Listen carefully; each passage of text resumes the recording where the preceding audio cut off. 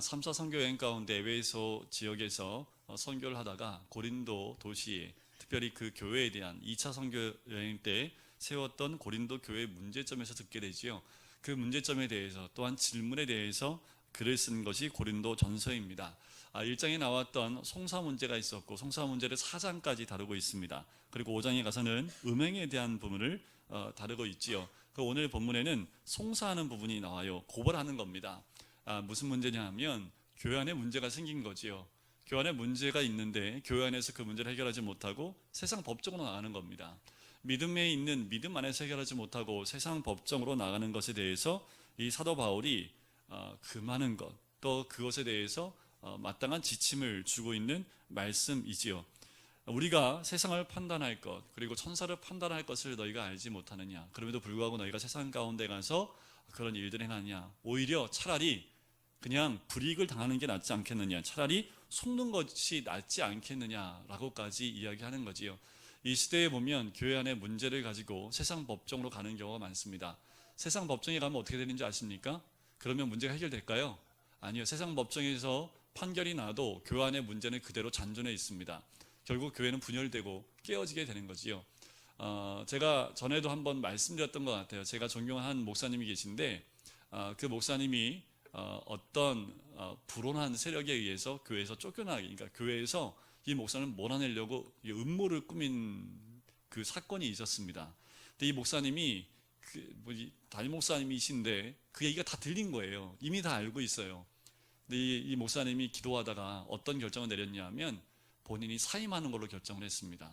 왜 그랬냐 하면 담임 목사님이 끝까지 싸울 수도 있고 끝까지 그 위치를 고수하면서 승리할 수 있는 모든 여건이 다 있긴 했지만 혹여나 이것 때문에 교회에 있는 영혼들이 마음을 다치고 믿음의 상함을 입을까 봐 그럴 바에 내가 그냥 내려놓고 나오겠다 해서 이분이 교회에 모든 것을 사임하고 그냥 나와버립니다. 이 목사님 만나뵐 때 얼마나 제가 그 마음이 아픈지 몰라요. 나오실 때 이미 쉰이 넘은 상태에서 담임 목사를 하신 지 2년도 안 됐을 텐데 그 담임 목사님을 원치 않는다고 이제 노회에 가서 담임 목사님 모르게 일을 다 버려놓은 거지요. 근데 이 목사님이 선택한 이유가 딱 하나예요. 교회에 믿음이 연약한 자들이 이 일로 상처를 입으면 안 된다라는 그 기준을 가지고 그냥 본인이 사임하고 나오셨습니다. 결과론적으로는 목사님이 개척을 하셨는데 나온 교회보다 더 건강한 교회를 지금 하고 계시는 것을 제가 날마다 이제 가끔 가서 인사드릴 때마다 확인을 해요. 교회의 문제를 가지고 세상 법정에 간다고 해결되지 않습니다. 자, 뒤에 보면 불의한 자가 9절에 보면 하나님 나라를 유업으로 받지 못할 줄 알지 못하느냐라는 겁니다. 3대 악덕장이라고 해서요. 악함에 대한, 그리고 하나님의 나라를 유업으로 받지 못하는 죄에 대한 부분이 나옵니다. 이런 부분에 대해서 사도 바울이 이야기를 하죠. 그리고 12절부터 나오는 것은 다시 음행의 죄질에 대한 부분이 나와요. 자, 무슨 문제냐 하면 12절 보세요. 모든 것이 내게 가하나 다 유익한 것이 아니요 모든 것이 내게 가하나 내가 무엇이든지 얽매이지 아니하리라. 이게 뭐냐 하면 당시에 고린도 교회에 자유함이 있다. 내가 무엇인지 누릴 수 있는 자유함이 있다는 그 생각을 가지고 행하는 것들에 대해서 이 사도 바울이 이야기를 하는 겁니다. 그 자유함으로 모든 것이 다 가한 줄 아느냐라고 얘기하는 거지요. 그래서 어떻게 해요? 자기 몸을 음란한 곳에 내어주는 것도 자유함 가운데 있는 것이다 라고 말하는 그들에게 이야기하는 겁니다. 15절을 보세요. 너희 몸이 그리스도의 지체인 줄을 알지 못하느냐. 그런데 우리 몸이 누구의 지체예요? 예수님의 지체입니다. 그럼 이 몸을 가지고 어떻게 생활을 해야 될지 답이 나오죠. 이거 하나만으로도 우리는 우리의 삶 가운데 어떤 삶을 살아야 될지가 결정이 됩니다. 그래서 사도 바울이 얘기하는 거죠. 그거 알지 못하느냐. 그런데 그리스도의 지체를 가지고 창녀의 지체를 만들 수 있겠느냐. 음란의 지체를 만들 수 있겠느냐. 말도 안 되고 가당치가 않다라고 얘기를 합니다. 더 나아가서 16절에 보세요. 창녀와 합하는 자는 그와 한 몸인 줄을 알지 못하느냐. 일러스되 둘이 한 육체가 된다 하셨나니. 17절이 참 중요합니다. 짧으니 같이 읽어볼까요? 시작. 주와 합하는 자는 한 영이니라. 우리는 이미 주와 합한 한 영인 줄 믿습니다. 예수 그리스도를 구주로 영접한 우리는 이미 주와 한 영이 되어 있는 겁니다. 우리 주와 분리된 것이 아니라 이미 한 몸이 되어져 있는 이 몸을 가지고 18절 보세요. 음행을 그러니까 피하라는 겁니다. 사람의 죄는 몸 밖에 있지만 음행은 몸 안에 죄가 있다라는 거지요. 19절에 보세요. 너희 몸은 너희가 하나님께로부터 받은 바 너희 가운데 계신 성령의 전인 줄을 알지 못하느냐. 너희 것은 너희 것이 아니라. 그러니까 우리는 우리 것 아니에요. 우리 게 누구 거예요? 제 몸 누구 거예요? 저희 아내 거 아닙니다. 누구 거예요? 하나님 거죠. 성령의 전이니까 이 몸이 성령이 계신 전이기 때문에 이 몸은 성령의 것입니다. 그러니까 이 몸을 내 거라고 함부로 사용하고 함부로 쓰는 것에 대해서 경종을 울리는 거지요. 우리 몸을 건강히 지켜야 되는 것 당연합니다. 우리 몸을 피곤하게 하는 거 그거 하나님 기뻐하지 않으세요. 아시겠죠? 밤에 자야 됩니다. 밤에 드라마 너무 늦게까지 보시다가 아침에 일어나는 게 힘들어요. 그러시면 안 돼요. 자, 새벽 때 일어나셔야 됩니다. 이게 성경적 원리입니다. 예수님도 새벽에 일어나셨잖아요. 그죠? 그러니까 일찍 주무세요. 몇 시에 주무셔야지 새벽에 일어날 수 있을까요? 몇 시? 10시, 9시. 네, 우리 장로님은 9시에 주무셔야지. 최소한 10시에 주무셔야 됩니다. 근데 10시에 왜 못 자요? 열심히 재밌는 드라마가 9시부터 시작해갖고 그냥 쫙 연결이 되니까 네, 그때부터 눈이 말똥말똥 떠시잖아요. 그죠? 우리 주부 성도님들 10시에 주무셔야 됩니다. 불 다 끄세요. 우리 애들은 어떤 집은요 핸드폰을 집에 딱 들어가면 보관하는 장소가 있답니다. 여기에 반환 안 하면 정지, 못 쓰게 한대요. 딱 집에 들어오면 핸드폰 보관 장소 딱 내놓고 핸드폰을 못 쓰게 한답니다. 핸드폰 안 쓰면 애들이 뭐 할까요? 일찍 자요. 할 게 없거든요. 핸드폰 없으면. 그 애들이 밤에 일찍 자야 됩니다. 그리고 아침에 일찍 일어나야 되죠. 사람마다 아침에 좀 늦잠 자는 스타일이 있고 밤에 늦게까지 공부하는 스타일이 있어요. 다 인정을 하지만 해가 떨어지면 일정 시간 지나면 자야 됩니다. 우리 아이들 너무 밤늦게까지 학원 다니는 애들, 요새 이제 학원도 시간이 정해져 있지요. 10시 이후에는 아마 학원을 못하게끔 되어 있을 겁니다. 너무 잘한 것 같아요. 20절에 보세요. 값으로 산 것이 되었으니 그런즉 너희 몸으로 하나님께 영광을 돌리라. 우리 몸은 어떻게 쓰임받아야 된다고요? 하나님께 영광을 돌리도록 쓰임받아야 된다는 겁니다. 그러니까 말씀 함송하시라고요. 말씀 함송하는 자체가 뭐예요? 하나님께 영광 올려드리는 겁니다. 우리 주님이 우리에게 주신 편지인데 그거 안 읽고 그거 안 외우고 있으면 어떡하겠습니까? 그죠? 66권 다 외우라고 하고 싶지만 그렇게 못하잖아요. 그죠? 그러니까 그 중에 골라서 30, 몇 절이에요? 2절만 우리 외우자고요. 자, 7장은 결혼에 대한 문제가 나옵니다. 참 길어요. 7장 1절부터 이제 40절까지가 결혼에 대한 부분을 이야기하는데 특별히 7장부터 16장 4절까지 교회 현안 문제에 대한 해결책을 제시해주는 부분이 나옵니다. 그래서 7장 1절에 보면 너희가 쓴 문제에 대하여 말하면 그러면 이들이 무슨 문제에 대해서 사도 바울에게 뭐 한 거예요? 좀 해결해달라, 답을 달라고 요청을 하게 된 거지요. 그 첫 번째가 뭐냐면 결혼에 대한 이야기를 합니다. 여러분 결혼해야 돼요, 말아야 돼요? 사도 바울은 뭐라고 얘기할까요? 결혼하라고 얘기할까요? 말라고 얘기할까요? 근데 의외로 사도 바울은 결혼 안 하는 것이 좋다라고 얘기를 합니다. 이건 하나님이, 그러니까 주님이 주신 이야기는 아니고 내 생각에는 이건 내 말이니까 성경에 그렇게 적혀 있어요. 이건 내 말인데 결혼 안 하는 게 좋을 것 같다. 그런데 결혼을 해야 될 이유를 2절에서 얘기합니다. 음행을 피하기 위하여 남자마다 자기 아내를 두고 여자마다 자기 남편을 두라. 남편은 그 아내에 대한 의무를 다하고 아내도 그 남편에게 그렇게 할지라. 네, 음행에 대한 부분들을 해결할 수 없고 자기의 마음의 정욕과 탐심과 이 정욕적인 부분도 해결할 수 없다면 결혼하는 것이 맞습니다. 근데 거의 대부분은 해결 못합니다. 결혼하시는 게 맞지요. 너무나 사도 바울이 서로 싸우고도 5절 보세요. 분방하지 말랍니다. 그러니까 제가 전에도 한번 이제 전도사님들하고 얘기할 때 원룸 사시는 분, 원룸 사시는 데 굉장히 많아요. 복 받았습니다. 분방할 필요가 없겠네. 그래서 어떤 분은 방이 많아요. 그게 복이 아닙니다. 집이 넓어서 분방하기가 너무 많아. 아내가 어디서 자는지도 몰라. 이거 문제가 되는 거지요. 분방하시면 안 돼요. 다만 무슨 이유로 분방이 가능해요? 일정 기간 기도하는 시간, 일정한 시간 하나님과 금식을 한다든가 이런 시간에 분방은 허락하지만 그것도 일정 기간입니다. 그 일정 기간이 지나서는 합방을 해야 된다는 겁니다. 싸워서 등 돌리건 잘하니더라도 방을 달리 자면 안 된다라는 거지요. 그러니까 싸울 때는요 그냥 원룸으로 가십시오. 우리 집은 자주 싸워요. 그러면 다 짐 정리하고요 그냥 원룸으로 가시면 됩니다. 그럼 뭐 화장실에서 주무셔야지 뭐. 그죠? 자, 그런 말을 하는 거예요. 자, 6절 보세요. 그러나 내가 이 말을 함은 허락이요 또 명령은 아니라는 거죠. 이게 좋긴 한데 이거는 허락한 얘기다라고 얘기하는 거지요. 자, 8절과 9절에 보면 미혼자나 과부에 대한 독신 생활을 또 권장을 해요. 그런데 혼자 사는 게 좋긴 한데 9절 보세요. 만일 절제할 수 없거든 결혼하라는 거지요. 자, 절제할 수 없으면 결혼하라는 겁니다. 자, 10절을 보세요. 10절부터 16절까지는 기혼자의 이혼에 대한 문제를 또 다뤄요. 자, 결혼하는 자들에게 되게 명하는데 이 명하는 것은 내가 아니요 주시라는 거죠. 이혼하라는 거예요, 말라는 거예요. 이혼하지 말라라는 겁니다. 갈라서지 말라라는 거예요. 아멘이시지요? 네, 이거는 성경에 예수님도 말씀하셨고 사도 바울도 반복하여 이야기하는 겁니다. 믿는 사람과 믿지 않는 사람과 결혼했다 할지라도 갈라서지 말라. 결론은 갈라서지 맞는 겁니다. 15절의 끝에 보면 이렇게 나오죠. 하나님은 화평 중에서 너희를 부르셨다라는 겁니다. 가정 안에 나눠짐이 아니라 화평 가운데 부르셨다라고 결론을 내리고 있는 거지요.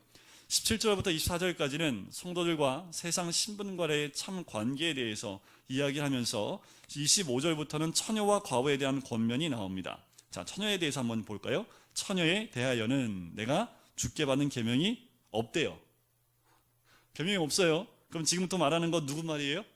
사도 바울의 생각하기에 라는 거지요. 26절 보세요. 내 생각에는 이것이 좋으니. 사도 바울의 생각입니다.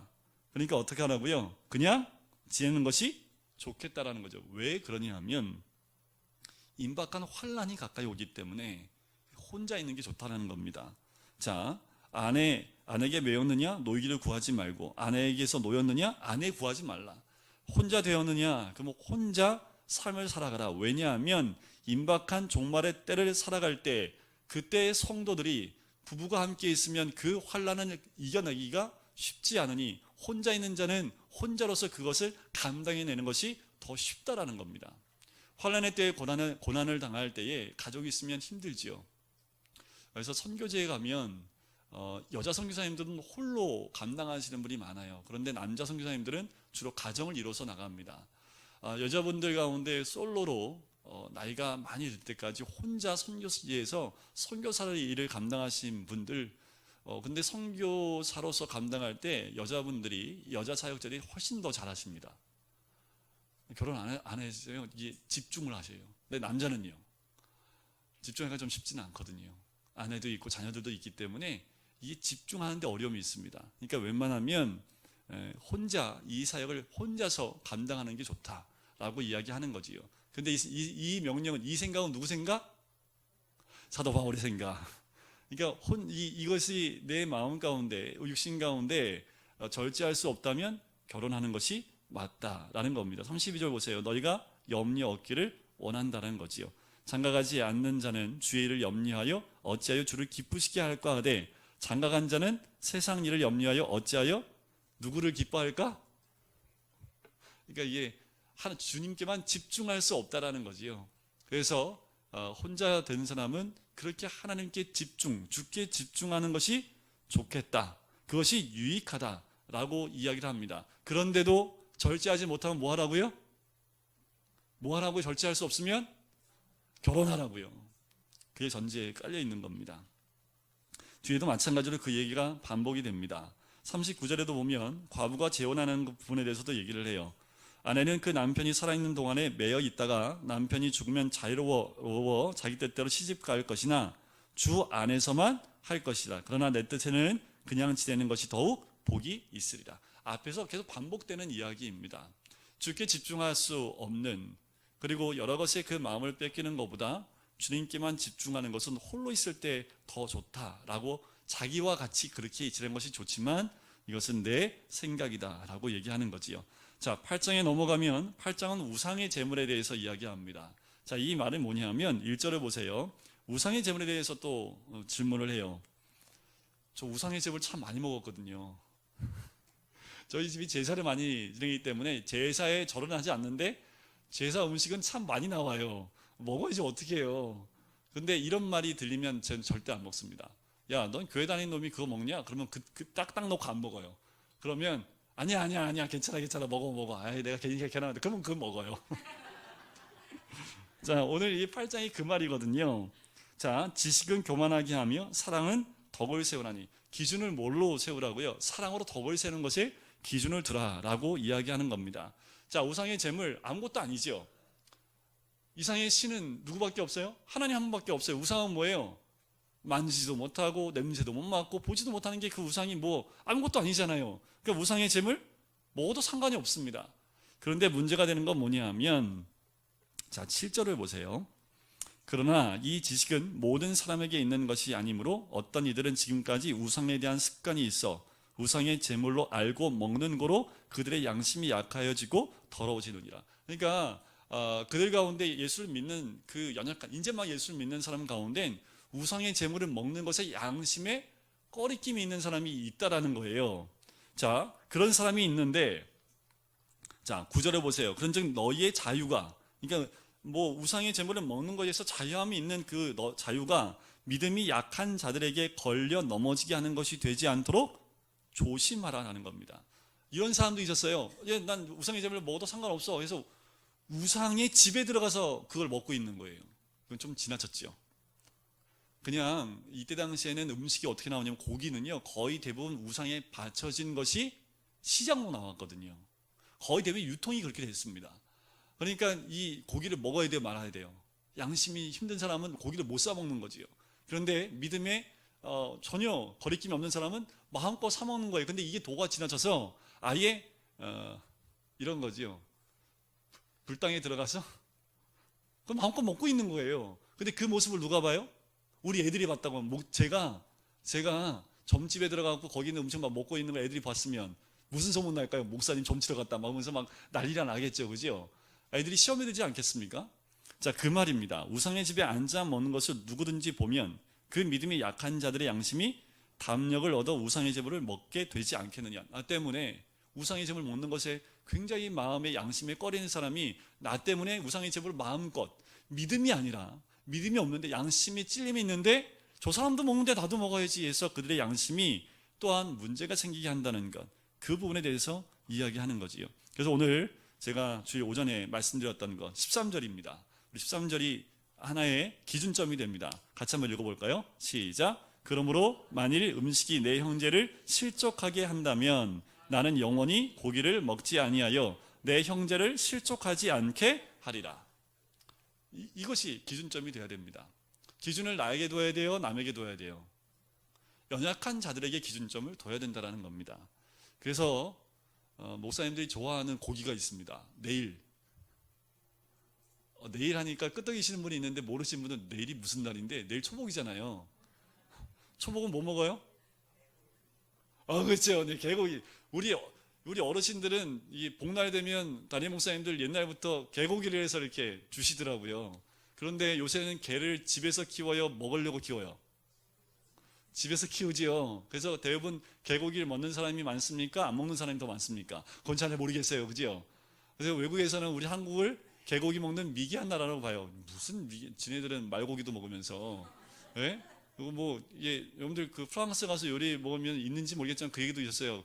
그 원숭이 골, 뇌 먹는, 그 야만인 아니에요? 사람하고 가장 가까운 원숭이의 뇌를 퍼먹는데, 근데 우리 개고기 먹는데 우리한테 미개인이라고 얘기하잖아요. 자, 근데 문제는 뭐냐면 성도가 새로 왔어요. 근데 이제 예수 믿기 시작을 했는데 집에서 애완견을 키우시는 분인데 담임 목사님이 개고기 먹고 있는 거 보고 마음에 상처를 입은 거예요. 그럼 담임 목사님이 개고기 먹어야 돼, 말아야 돼요? 그 이제 권사님들이 괜찮아 드시고 먹어도 돼 먹은, 하지만 목사님들이 어떻게 해야 됩니까? 이때는 먹지 말아야죠. 다 먹어도 되는데 한 명이 그 담임 목사가 개고기를 먹는 거에 대해서 마음에 어려움이 있다면 먹으면 안 됩니다. 누구 때문에요? 그 한 영혼 때문에 그런 거지요. 기준을 믿음의 연약한 자에게 맞춰야 됩니다. 근데 이상한 거는 닭은 너무 쉽게 먹으면서 왜 개는 쉽게 못 먹는지는 모르겠어요. 저도 개고기를 좋아하진 않습니다. 근데 먹으면 먹는데 일부러 찾아 먹지는 않는데, 우리나라 안에서는 우리 목사님들이 제일 좋아하는 고기가, 근데 저는 그렇게 좋아하지는 않는데 그냥 닭고기 먹어도 되는데 굳이 이때만 되면 찾아서 드시는 분들이 꼭 있더라고요. 근데 요새 교회가 큰 교회에 사역하시는 목사님들은 조용히 성도 모르게 차를 타고 멀리 나가서 먹고 오신대요. 담임 목사님이 게 먹었다고 얘기하면 상처받을 사람이 너무 많으니까. 왜 저마다 다 집에서 개를 한 마리씩 다 키우기 때문에 개고기 먹는 분들도 개 키우면서 개고기 안 먹는 분들이 많다고 얘기를 하더라고요. 그러니까 기준점이 뭐예요? 믿음이 약한 자들. 자, 그러면서 9장의 한 장 전체를 뭐라고 하냐면 내가 사도로서 이런 자유함이 있다라는 거예요. 자, 1절을 보세요. 9장의 1절. 내가 자유인이 아니냐? 사도가 아니냐? 예수 우리 주를 보지 못하였느냐? 주 안에서 행한 나의 일이 너희가 아니냐? 하면서 내가 사도로서 자유인으로서 내가 누릴 수 있는 거 있지 않느냐? 2절 두 번째 줄에 보면 나의 사도됨을 주 안에서 인치는 것이 너희가 아니냐? 그러니까 난 사도라는 사도의 권리가 있고 내가 누릴 수 있는 게 있다라는 겁니다. 5절을 보세요. 두 번째 줄에 보면 게바와 같이 믿음에 자매된 아내를 데리고 다닐 권리가 없겠느냐라는 거예요. 어찌 나와 바나바만 일하지 아니할 권리가 없겠느냐라는 거예요. 그런데 굳이 그러면서도 이가 자기가 누릴 수 있는 권리, 그 자유에 대해서 이야기하면서 그런 자유를 내가 스스로 누리지 않겠다라고 얘기하는 것은 12절 끝에 보면 나옵니다. 자, 그러나 우리가 이 권리를 쓰지 아니하고 범사에 참는 것은 뭐 때문에요? 그리스도의 복음에 아무 장애가 없게 하려 함이로라는 거예요. 예를 들면 이런 겁니다. 교회를 개척을 하셨습니다. 그래서 그 교회가 부흥을 했어요. 교회를 다른 사람에게 넘기고 돈을 받고 나오는 거지요. 이런 일들이 있었다라는 거예요. 이때 지금도 이런 일들이 있지요.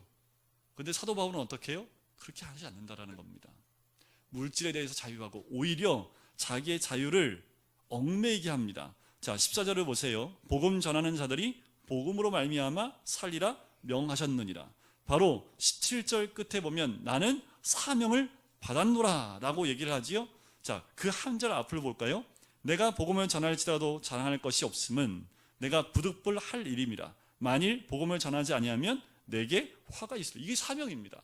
복음 전하는 일이 사명인데 그것으로 내가 물질을 벌 수 있고 받을 수 있는 거, 때로는 그 섬김을 통해서 내가 그 섬김을 누릴 수도 있지만 그것을 하지 않겠다라는 겁니다. 왜요? 19절에 그 이유가 있습니다. 내가 모든 사람에게서 자유로우나 스스로 모든 사람에게 뭐가 돼요? 종이 된 것은 왜 그랬을까요? 더 많은 사람을 얻고자 함이라는 거죠. 그 20절부터 얻고자 함이라가 계속 반복됩니다. 자, 유대인과 같이 된 건 유대인을 얻고자 함이요. 그리고 율법 아래에 있는 자와 같이 되는 것은 그 율법 아래에 있는 자들을 얻고자 함이요. 21절에 보면 율법 없는 자가 된 건 뭐예요? 율법 없는 자를 얻고자 함이요. 22절에 보면 내가 약한 자가 된 것은 뭐예요? 약한 자를 얻고자 함이요 라고 이야기하는 거지요. 결국 뭐냐면 22절 끝에 구원하고자 함이라 라고 얘기하는 겁니다. 전에 미국에 제가 어렸을 때 청년 때 들었던 얘기입니다. 미국에서 한 목사님이 교회에서 쫓겨났어요. 그러니까 이유가 뭐냐면 이분이 주일날은 이렇게 멀쩡한데 월요일만 되면 찢어진 청바지에 머리를 삐쭉 세우고 찢어진 청바지에 막 이걸 입고 막 미국에서 다니는 거예요. 그런데 성도들이 아무리 봐도 이게 시험 들잖아요. 그러니까 이게 이제 교회 문제가 된 거예요. 한동안 참다가. 그리고 권유도 하고 목사님한테. 근데 목사님이 아무 대꾸 안 하고 월요일만 되면 그렇게 입고 일주일 동안 다니는 거예요, 계속. 그런데 기도하시는 어떤 분이 이제 이미 그냥 쫓겨남을 당했는데 이분이 나중에 이야기를 들으니까 이분이 사명이 뭐냐면 히피족 있지요. 그들을 구원하는 것이 하나님 주신 사명인 거예요. 그러니까 그들을 구원하려면 어떻게 해야 돼요? 똑같이 하고 다녀야지 만날 수 있는 거거든요. 그러니까 월요일부터 그들하고 똑같은 모습, 뭐 귀 뚫고 코 뚫고 막 목사님 이 모습을 성도들이 보니 시험 들지요. 근데 이분 맡은 사명이 뭐냐면 그들을 구원한 거였거든요. 그러니까 어떻게 그들과 같이 모습이 되지 않으면 그들과 소통할 수 없기 때문에 그들의 모습처럼 된 겁니다. 결국 쫓겨남을 당했지만 그 목사님은 계속 그 일을 감당했고 많은 영혼들을 주께로 돌이키게 하는 그 목사님으로 쓰임받았다는 그 이야기를 제가 들으면서 사명은 각자 다 다르다. 한 영혼을 구원하기 위해서 자기 스스로를 그렇게 망가뜨리는 분도 있고 또한 사명을 감당하기 위해서 아무도 들어가지 않는 저 구석에 어디예요? 아마존 저 구석에 정말 옷을 입고 살지 않는 그 족속에까지 들어가서 사역을 감당하는 그런 선교사님들도 있다라는 거지요. 23절 보세요. 내가 복음을 위하여 모든 것을 행함은 복음에 참여하고자 함이라라는 거지요. 우리 27절을 같이 한번 읽겠습니다. 시작. 내가 내 몸을 쳐 복종하게 함은 내가 남에게 전파한 후에 자신이 도리어 버림을 당할까 두려워함이로다. 사명을 감당하는데 이 마음을 하는 거예요. 내 자신을 쳐 복종함은 내가 남에게 전파한 후에 자신이 도리어 버림을 당할까 두려워합니다. 늘 사도 바울은 이 가슴을 갖고 있습니다. 내가 복음을 전했지만 내가 그 복음에 합당하게 전파하지 못하고 오히려 버림을 당할까 늘 자신을 또 복음 앞에 내비치고 또 복음을 전하는 그 자리에서 떠나지 않았던 사도 바울의 고백이지요. 그러면서 10장에 넘어가면 10장 안에는 이스라엘의 역사를 회고하면서 그 안에서 있었던 이스라엘 민족이 누렸던 그 자유함이 오히려 방종이 돼서 그들이 죄 가운데 빠졌던 모습을 이스라엘 역사를 가지고 이야기합니다. 보실까요? 2절 한번 보세요. 모세에게 속하여 다 구름과 바다에서 세례를 받고, 이게 뭐예요? 홍해를 건넜죠. 이스라엘 민족을 홍해를 갈랐던 그 민족입니다. 3절 보세요. 다 같은 신령한 음식을 먹었죠. 이 신령한 음식이 뭘까요? 만나입니다. 먹고 싶어요. 저도 한번. 이거 한번 먹고 죽는다고 해도 저 한번 먹고 싶어요. 이 만나가 어떤 걸까? 여러분들 먹고 싶지 않으세요? 근데 먹고 싶어도 못 먹어요. 없으니까. 그런데 정말 이스라엘 민족은 40년 동안 먹었어요. 아예 코에 진물이 나도록 이 만나를 먹었거든요. 이 신령한 음식을 먹었던 민족이 이스라엘입니다. 또 뭐예요? 4절에 신령한 음료를 마셨습니다. 전혀 물이 나올 수 없는데 반석이 깨지면서 강물이 쏟아져 나온 거죠. 여러분들 200만 명이 먹을 물이면 쫄쫄쫄 나오는 샘물 갖고 먹일 수 있어요? 터져 나와야 돼요. 미치에 물이 팍, 이 광야에서 물이 터진다는 것은 불가능합니다. 그런데 반석이 깨지면서 거기서 콸콸콸 물이 나오는데 강을 이룰 만큼의 물이 쏟아져 나왔다는 거죠. 신령한 음료지요. 그런데 그 반석이 곧 뭐예요? 그리스도입니다. 그 놀라운 은혜를 이들이 경험을 했는데 중요한 게 5절이지요. 5절 첫 마디가 뭐예요? 이게 없어야 되는데 이게 그러나가 있는 거지요. 여러분들 삶 가운데 그러나가 있으면 안 됩니다. 그러나 5절 끝에 보세요. 그들이 광야에서 어떻게 해요? 신령한 이 놀라운 것들을 좀 우리가 먹고 싶은 그 신령한 음식, 음료, 그리고 바다가 갈라서 그 가운데를 지나가는 세례까지 받았던 그들이 어떻게 해요? 광야에서 멸망을 받았어요. 왜 그랬을까? 6절 보니까 우리의 본보기가 된 거지요. 6절부터 11절까지가 그 얘기예요. 그들이 하나님을 기뻐하지 않았게 했던 것, 악을 즐겨하고 우상 숭배하고 또 뭐예요? 8절에 보니까 음행하다가 또 죽고, 그리고 주를 시험하다 뱀에게 멸망을 당하고, 10절에 보면 어떤 사람들이 원망하다가 또 멸망을 당하고, 이들이 했던 그 많은 것을 누렸지만 결국 그 누림 안에서 이러한 죄를 짐을 통해서 어떻게 해요? 그들이 결국 죽게 됐다라는 거지요. 이것이 우리에게 본보기가 됩니다. 그래서 어떻게 해요? 12절 같이 읽어볼까요? 시작. 그런즉 선줄로 생각하는 자는 넘어질까 조심하라. 넘어진 사람은요, 일어나면 돼요. 근데 우리 일어서 계십니까? 신앙 가운데 서 계세요? 그럼 우리가 늘 조심해야 될 게 뭐예요? 넘어질까 조심해야 된다라는 겁니다. 왜요? 이스라엘 민족은 그렇게 선줄로 알았는데 다 넘어져 버렸거든요. 우리가 가져야 될 우리의 마음의 자세, 선줄로 생각하십니까? 그때는 또 넘어질 수 있기 때문에 넘어질까 조심해야 된다라고 합니다. 그러면서 13절 우리가 암송구절처럼 외우는 말씀이기도 하잖아요. 같이 한번 읽어볼까요? 사람이 감당할 시험 밖에는 너희가 당한 것이 없나니 오직 하나님은 미쁘사 너희가 감당하지 못할 시험 당함을 허락하지 아니하시고 시험 당할 즈음에 또한 피할 길을 내사 너희로 능히 감당하게 하시느니라. 자, 그 시험이란 게 뭐냐면 페이라스모스라는 헬라 말을 쓰는데 이 안에는 두 가지 뜻이 있어요. 유혹과 그리고 고난, 그리고 어려움 당하는 그 부분들, 또 시험 당하는 부분들. 근데 여기서는 유혹이라는 단어보다 고난에 더 합당하겠지요. 우리를 시험하시는 겁니다. 고난을 통해서. 그 당한 것이 없는 것은 하나님이 늘 이 시험 당할 가운데 그 시험에서 죽이는 것이 아니라 피할 길을 주신다라는 그 말씀을 하고 있는 거지요. 우상 숭배에 대한 경고를 14절부터 22절까지 이야기합니다. 자, 보세요. 20절을 보세요. 무릇 이방인이 제사하는 것은 귀신에게 하는 것이요 하나님께 제사하는 것이 아니니 나는 너희가 귀신과 교제하는 자가 되기를 원하지 아니하노라. 전보로 다니시면 안 됩니다. 네, 전보로 다니시면 안 돼요. 이 타교에 전보로 다니시는 분들이 있다고 제가 알고, 그리고 전보로 여러분들 점치는 사람들이 교회 다녔던 사람인 거 아세요? 이제 12장에 가면 은사가 나오는데 영적인 은사를 경험했던 자들이 잘못해서 이제 어둠의 영역에 빠져버리면 그 은사가 있고 그게 하나님 성령을 통해서 오는 은사가 아니라 어둠의 영에서 오는 은사로 휙 가버리면서 여러분들 점치는 사람들의 70%가 교회 다녔던 사람들입니다. 그 통계가 나왔어요. 참 재밌는 건 그 사람들끼리 모임이 있고요. 그 사람들끼리 보는 잡지가 있대요. 그 잡지에 조사한 내용이 나왔는데 출신 성분 어디서부터 이 사람들이 이걸 했냐. 원래 태어날 때부터 신기가 있어서 어디 산에 올라가고 10년 동안 다 거짓부렁입니다. 뭐 어디서 10년 뭐 여기 다 거짓말이고요.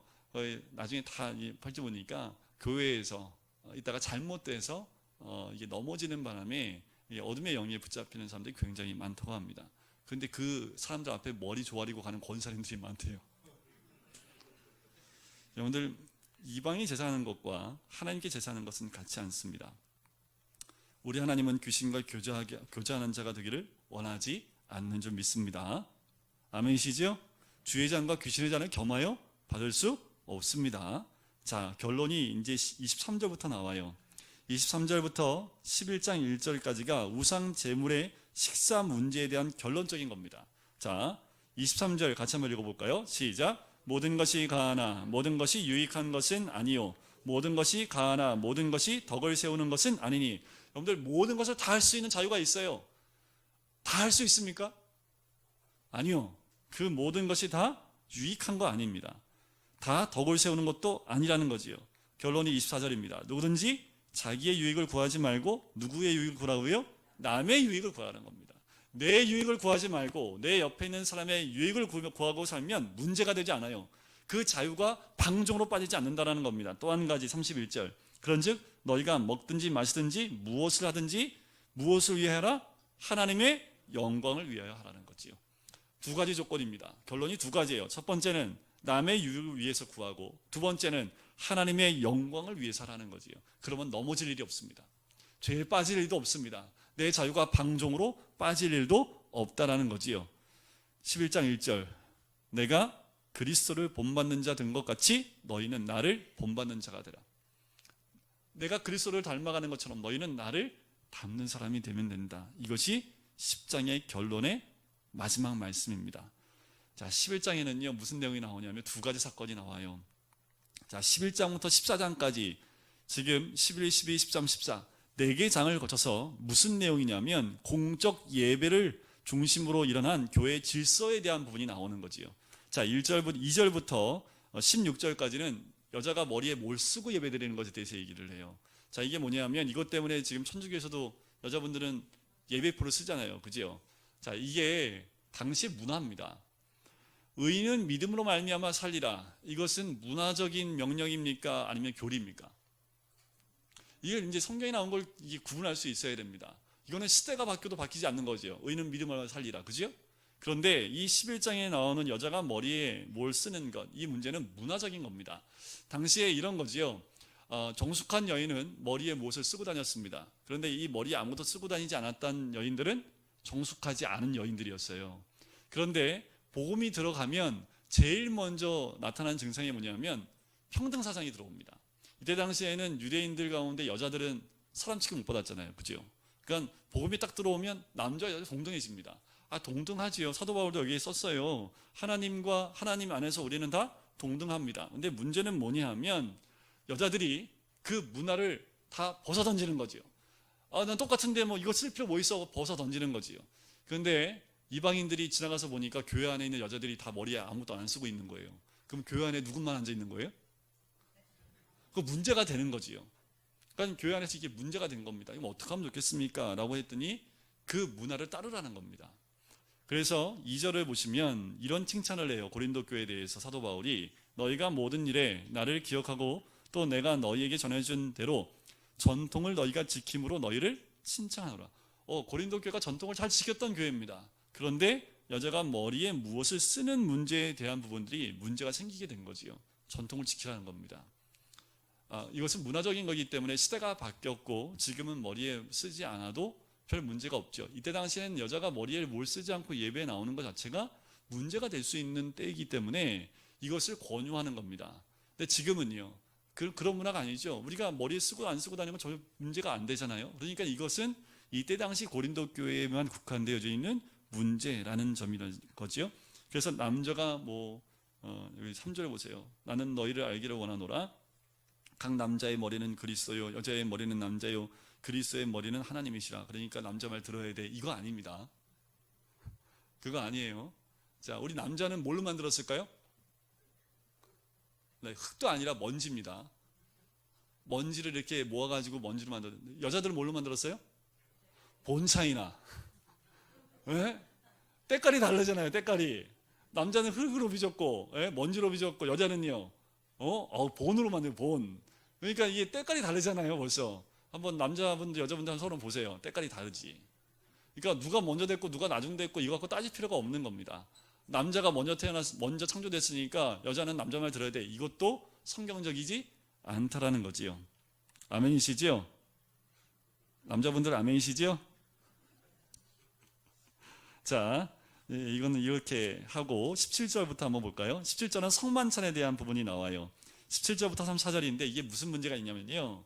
자, 당시에 성찬식을 하면 뭐가 필요합니까? 떡이 있어야 되고 포도주가 있어야 되잖아요. 그죠? 지금은 우리가 간편하게 카스타드 같은 그 빵으로 작게 자르고 또 동그란 떡으로 이렇게 나온 것도 있습니다. 그래서 이렇게 부러뜨리고 먹는 그 교회도 있는데 옛날에는 그런 게 없었어요. 자기가 성찬에 할 수 있는 걸 가지고 왔습니다. 그러니까 무슨 문제가 있냐면 못 사는 사람은 가지고 올 게 없는 거지요. 잘 사는 사람은요. 하여튼 막 진수성찬을 가지고 오는 거예요. 근데 이게 잘 못 사는 사람들은 언제까지, 그러니까 그 성찬식이 있기 전까지 일을 하고 와야 돼요. 그러니까 일을 하고 오면 성찬식을 함께 해야 되는데 먼저 와서 이들이 뭐 한 거예요? 먼저 먹고 마시고 술 취해 있는 겁니다. 포도주를 너무 양껏 먹어가지고.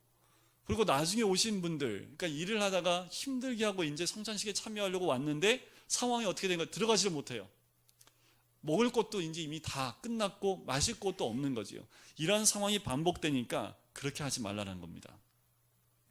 그러면서 이 성찬식에 제정된 법을 이제 사도 바울이 이야기하는 거예요.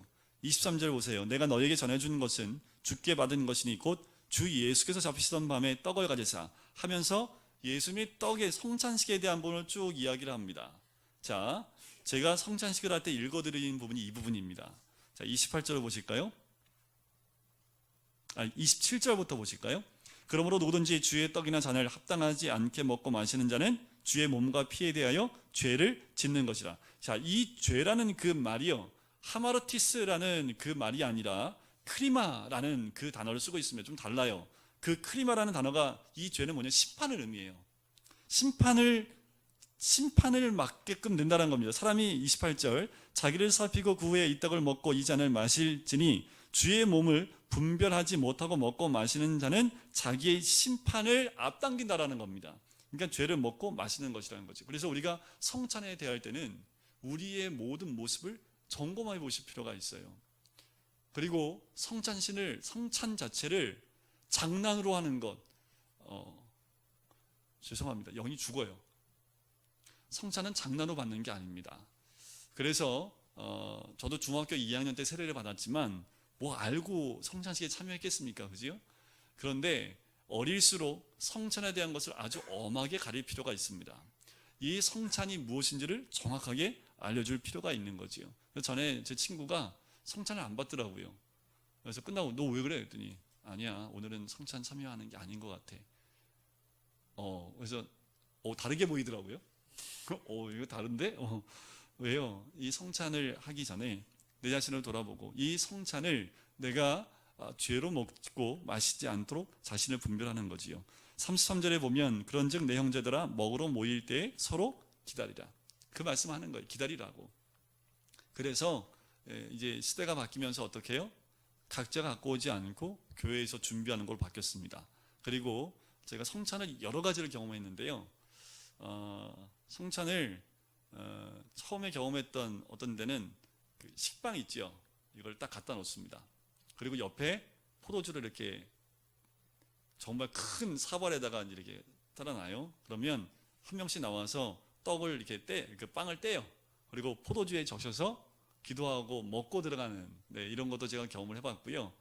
그리고 본인이 직접 나와서 떡을 먹고 포도주를 따라서, 포도주가 아니죠. 그때는 포도 주스, 약간 진한 주스인데 그거를 이렇게 따라서 먹고 들어가는 데도 있었고, 목사님이 가운데 있으면 와서 우리와 똑같은 것을 먹고 잔을 받고 들어가는 경우도 있고, 여러 가지가 있습니다.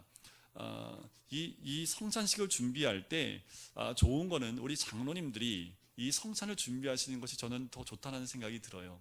기도하면서 우리 장로님들께서 떡과 잔을 분별하여 준비해 놓으시는 것이 더 낫지 않을까, 이 말씀을 연구하면서 그런 생각이 들더라고요. 그래서 이거는 우리 기름 부음 받은 장로님들이 특별히 이렇게 뺏어 와야 될 사명이 아닐까라는 생각이 들어요.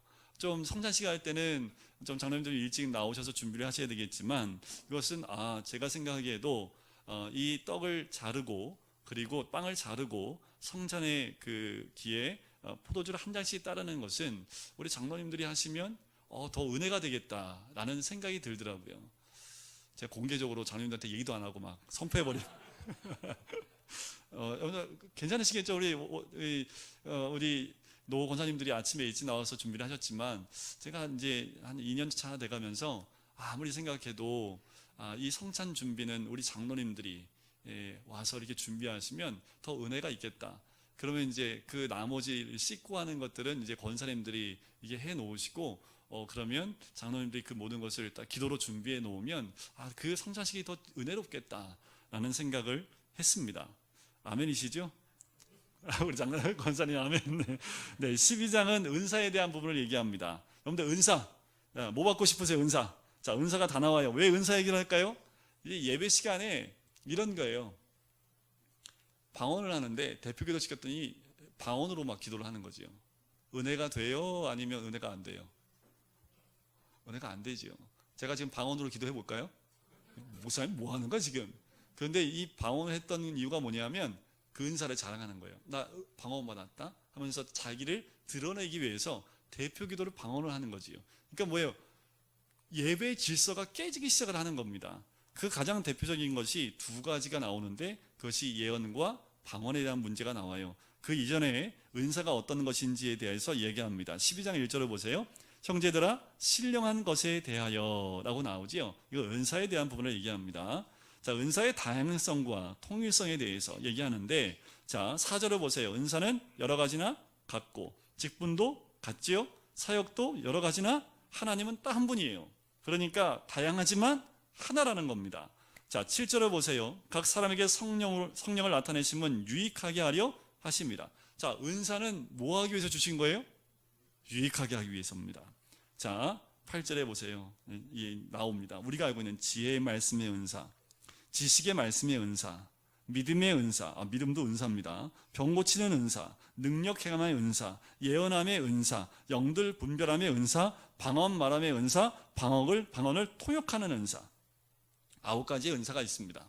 이 외에도 은사는 로마서 12장에도 여러 가지 은사의 대형들이 나와요. 은사를, 방언 통역의 은사를 받는 분도 옆에 봤는데, 진짜 통역을 하시는, 통변을 하시죠. 통역을 하시는데, 여기서 막 방언을 하면 이분이 기도를 하는데 이분의 기도가 아닌 게 다 티가 나요. 그래서 그거를 이렇게 그 방언에 대해서 통역해서 나오는 그 기도도 있습니다. 자, 11절을 보세요. 이 모든 일은 같은 한 성령이 행하사 그의 뜻대로 각 사람에게 나누어 주시는 것이라.